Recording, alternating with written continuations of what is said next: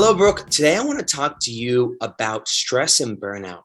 We recently had a panel with different brains, and we talked about a similar topic regarding burnout. Today I want to talk about it a little bit more, and I want to ask you, talk to us about stress and burnout, and what are some tools you can give us? Okay, so stress and burnout, I'm feeling it right now. And the reason why I'm feeling it is you caught me on a day where I did not sleep last night because I was so worried about sleeping.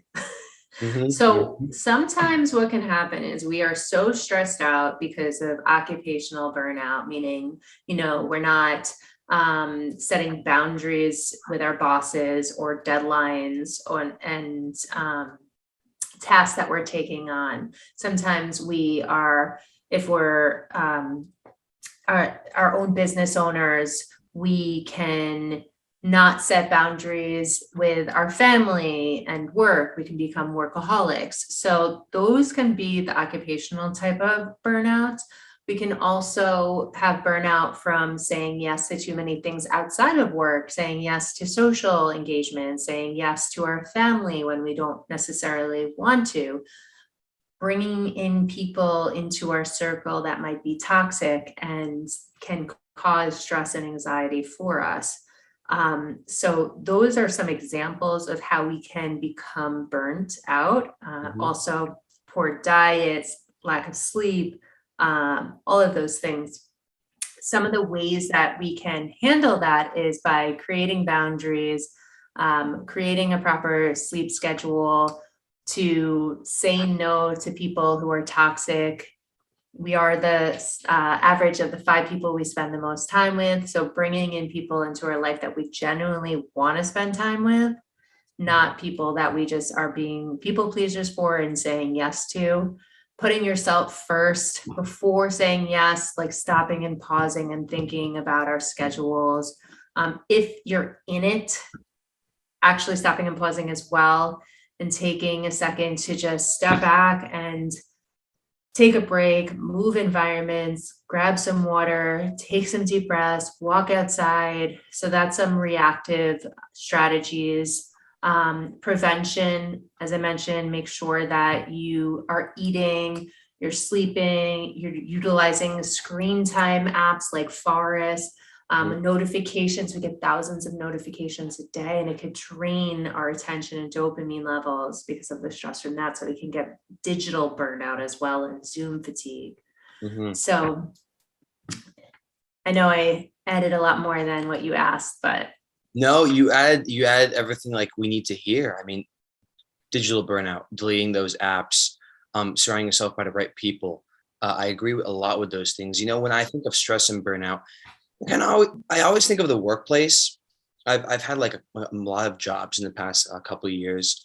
I always think about this one moment where I used to work in a restaurant as a server, and one of the servers, before every shift, we had like a little huddle, a get together, and they tell us what sections we are. And one of the servers always got the same section. I remember um, she was like, "Oh, like I'm gonna be burnt out from this section." I think it is so important, like that kind of rung a bell. And it's like it's important to have new challenges and different um, sections or different situations at work to prevent burnout and stress. Like a different section, different faces. That's something I love about my old job as a server and my new job right now as an technician in the ER. I see a lot of new faces. There's a lot of new challenges. It's not the same thing over and over and over again. Now, it's I essentially like that. yes. With especially with ADHD, we like the challenge of something new. And I Mhm. never even thought about that. Like we can get so fatigued by doing the same thing over and over again, whether it be seeing the same people, doing the same tasks. We want new challenges, and that can cause fatigue and burnout just from repetitive tasks. Yeah, and I think even for those jobs where it is essentially a very consistent, like it's kind of the same thing over and over again, you can still add new things. You can buy a new notebook, buy a new calendar, kind of switch up your desk, play Those around. micro changes. Yeah, those micro changes, buy new clothes. There's different things you can do, and externally out of work, you can find new hobbies. Just take different routes to work, whatever it may be, just to switch things up a little bit. I think us with ADHD, we just like to just those new challenges, like you said. And sometimes work or life is too much or too little, right? Sometimes it's too much, which leads to burnout. And you just need to take a break. You don't want to add anything else more. Maybe there's too many challenges, too many new stuff. So you really just want to take a break. And sometimes there's too little, which can also lead to burnout and stress. Right. So And that too little, right, especially with the pandemic, so many of us were in isolation and we're social beings. So that can cause burnout just from not being able to socialize and get out and do the things that give you fulfillment.